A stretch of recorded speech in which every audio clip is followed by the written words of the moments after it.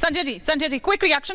जी हिमानी जी, मैं एक शेर के साथ अपनी बात की शुरुआत करना चाहता हूँ कि मेरे हुजरे में नहीं कहीं और रख दो, चाँद लाए हो ले आओ जमी पे रख दो, चाँद लाए हो ले आओ जमी पे रख दो, कहाँ जाओगे ढूंढने हमारे कातिल को, मेरे कत्ल का इल्ज़ाम भी हम ही पे रख दो। मैं होगी भी नहीं ना, मुझे पता है। मैं ये कहना चाह रहा हूँ कि 1983 में जो देश की हालात थे आज उससे हम बहुत बेहतर हैं, है ना। और जब 1983 में 4000 मेहमानों का स्वागत करने के लिए भारत और इतनी मजबूती से स्वागत किया था कि हमारा सबसे ज़्यादा विरोधी पाकिस्तान के उस वक़्त के राष्ट्रपति ने भी इंदिरा जी की पत्र लिख करके तारीफ की थी कि गुटनिरपेक्ष आंदोलन की सबसे बड़ी आयोजन उस वक़्त की उन्होंने कहा था कि एक सफल आयोजन आपने किया है, उसके लिए उन्होंने धन्यवाद दिया था हमारे विरोधी ने, दुश्मन ने। मैं उसे सफलता मानता हूं, लेकिन हम जैसे जैसे आगे बढ़ते हैं स्वाभाविक है हम प्रगति के रास्ते पर चलते हैं और डेवलप करना हमारा काम है। देश 1947 के बाद हर वक्त आगे बढ़ा है, हर सेकंड आगे बढ़ा है, हर मिनट आगे बढ़ा है। लेकिन आज ये जो इवेंट करके दिखाया G20 सिर्फ भारत ने किया क्या? और किसी देशों में G20 का आयोजन नहीं हुआ? ऐसा क्या हुआ?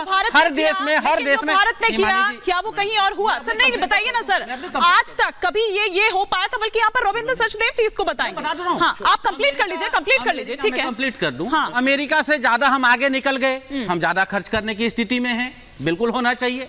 अमेरिका से ज्यादा हमारे यहाँ नौकरियां पैदा हो रही है, व्यवसाय हो रहा है, शिक्षा है, स्वास्थ्य में, सब जगह ठीक है। जापान से आगे हैं, चाइना से आगे, हर जगह हर चीज में आगे हैं, तो बिल्कुल खर्च भी करना चाहिए। लेकिन सत्य क्या है, सच्चाई क्या है?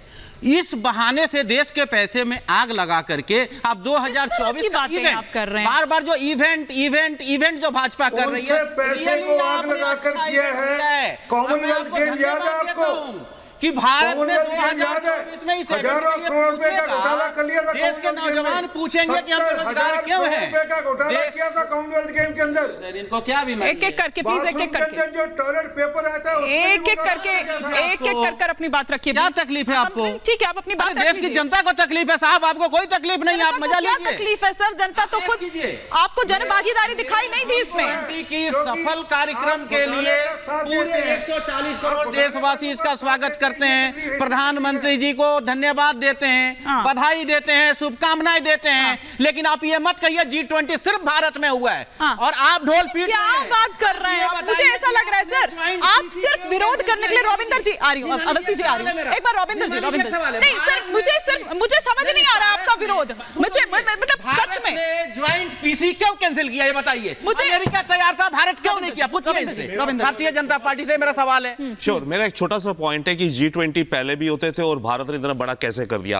अगेन मैं जाता हूं, बल्कि G20 क्यों, G21 बोलिए। हाँ, G21 दुनिया में कोविड से पहले ब्रिक्स भी होता था, एक साल में एक फोरम होता था, किसी को पता ही नहीं होता था। अब की बार साउथ अफ्रीका में वहां क्यों पूरी दुनिया की नजर ब्रिक्स पे गई? क्योंकि इस समय दुनिया रिकंस्ट्रक्शन दोबारा बन रही है, इतना कयास है। इसलिए इस समय जो भी हो रहा है दुनिया भर की नजरें होप और क्या सलूशन, क्या रास्ता आगे है उसको लेकर के हैं। डेफिनेटली इंडिया ने इस मौके का, इस टाइमिंग का हिस्ट्री में फायदा उठाया और अपनी छवि बढ़ाई और ऐड वैल्यू करी। G20 का फॉर्मेट बदल दिया हमने। इनफैक्ट इंडोनेशिया में जो हुआ उससे हमने ज्यादा डिसेंट्रलाइज भी किया, शहरों में भी करा, अपने वर्किंग ग्रुप्स ऐड कर दिए, आर्टिफिशियल इंटेलिजेंस। पिछले साल से पहले एआई का कौन सोचता था, पर अब जब फ्यूचर में दिख रहा है एआई हमारे ह्यूमंस को कंट्रोल करेगी, उसको कैसे उस थ्रेट को मैनेज किया जाए, एआई हमने ऐड कर दिया, स्टार्टअप्स ऐड कर दिए।